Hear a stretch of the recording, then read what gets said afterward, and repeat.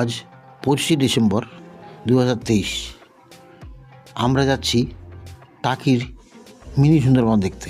ডান দিকে যে নদীটি দেখা যাচ্ছে ওটি ইছামতি, ওর ওপরেই বাংলাদেশ।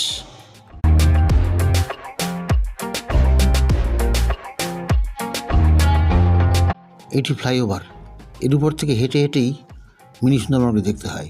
মধ্যে বিশ্রাম করার জায়গাও আছে এবং টুকটাক খাবার দাবার ভিতরে পাওয়া যায়।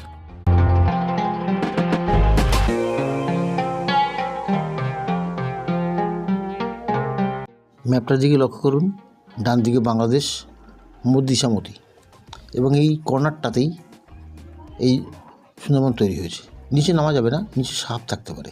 সুন্দরবনের মতোই সব ধরনের গাছ এখানে রাখা হয়েছে আমাদের দেখার জন্য। ভিডিওটি দেখার জন্য ধন্যবাদ। আমার চ্যানেল আমার সাদা চোখে সাবস্ক্রাইব করে সঙ্গে থাকবেন।